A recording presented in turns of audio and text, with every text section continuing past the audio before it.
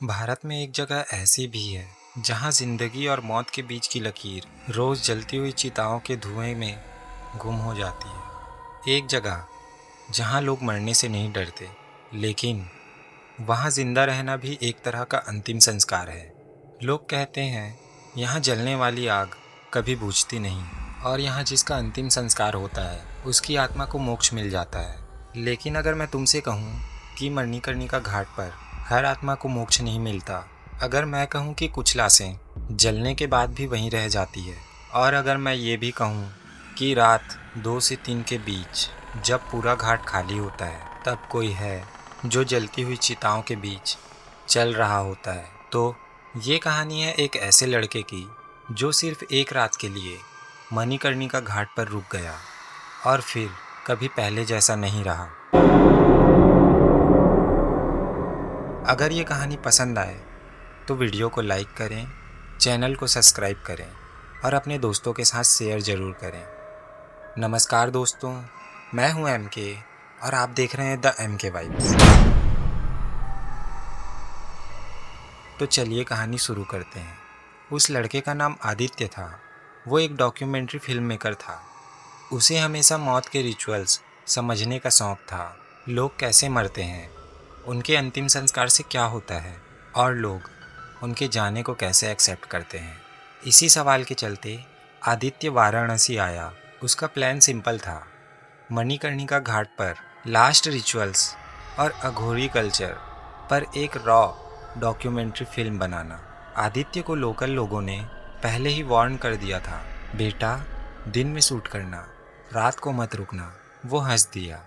उसे लगा ये सब बस पुरानी कहानियां हैं, बस अंधविश्वास और बेवजह का डर। पर सच ये था, मणिकर्णिका घाट पर रात सिर्फ अंधेरी नहीं होती, वो उन लोगों की मौजूदगी से भरी होती है जो दिखता नहीं।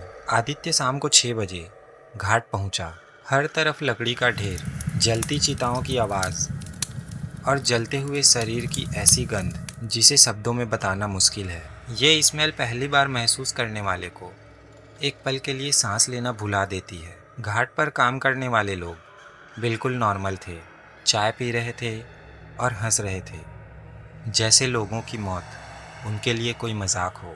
रात 10 बजे तक आदित्य की टीम वापस चली गई और आदित्य अकेला रह गया। आदित्य ने सोचा, बस एक रात रुक कर देखता हूँ, क्या ही हो जाएगा। और आदित्य की ज़िंदगी की सबसे बड़ी भूल यही हुई। रात गहरी हो चुकी थी, घाट लगभग खाली, सिर्फ 3 चिता जल रही थी। तब उसने देखा एक लाश जो पूरी तरह जल चुकी थी। उसकी आंखों के जगह 2 काले सुराख थे। उसने नॉर्मली देख चुका था कि जलने के बाद आंखें कैसी लगती हैं, लेकिन इस लाश के चेहरे पर दर्द नहीं, इंतज़ार था, जैसे वो किसी का वेट कर रहा हो। रात के 2 बजे के आसपास आदित्य ने पहली बार उसे देखा।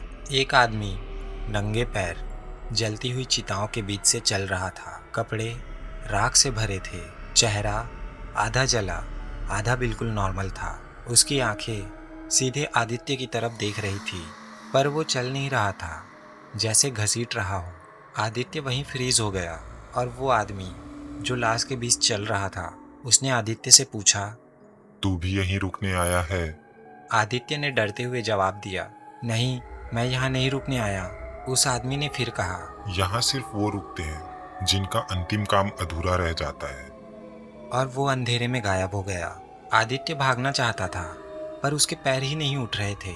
उस रात आदित्य वहीं घाट के कोने में बेहोश हो गया। सपने में उसने देखा वो खुद चिता पर लेटा है और आग लग रही है, पर वो जल नहीं रहा था। कुछ लोग नीचे खड़े थे और वो कह रहे थे, इसे उतारो, इसका टाइम नहीं आया है।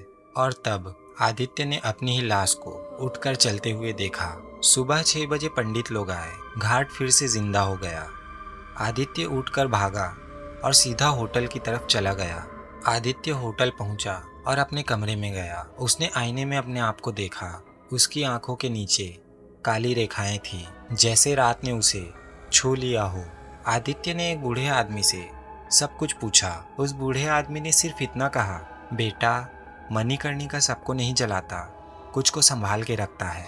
आदित्य ने पूछा, कौन? बूढ़े आदमी ने जवाब दिया, जो मरना चाहते हैं। पर जिनके कारण बाकी लोग जिंदा रह गए होते हैं।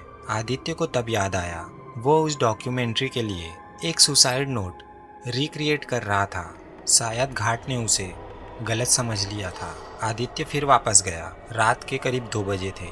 वो आदमी फिर मिला। उसने कहा, तू जा सकता है, पर तूने जो देख लिया वो भी तेरे साथ जाएगा। उस रात आदित्य ने कुछ नहीं देखा था, पर आज भी जब भी आदित्य अकेला होता है, जलती लकड़ी की स्मेल बिना वजह आ जाती है। तो दोस्तों, ये थी मणिकर्णिका घाट की कहानी। मणिकर्णिका घाट सिर्फ एक शमशान नहीं, वो एक याद है जो जिंदा लोगों को भी मरना सिखा देती है। अगर तुम कभी वहाँ जाओ और रात के 2 बजे कोई तुमसे पूछे तू भी रुकने आया है, तो याद रखना, सवाल सिर्फ ये नहीं होता कि तुम जिंदा हो या नहीं, सवाल ये होता है कि तुम्हें जाने दिया जाएगा या नहीं। तो दोस्तों, मैं हूँ MK और आप देख रहे थे द MK वाइब्स। अगर आपको कहानी पसंद आई हो तो वीडियो को लाइक करें, अपने दोस्तों के साथ शेयर करें और चैनल को सब्सक्राइब ज़रूर करें। तो मिलते हैं अगली डरावनी कहानी में। तब तक के लिए सावधान रहिए।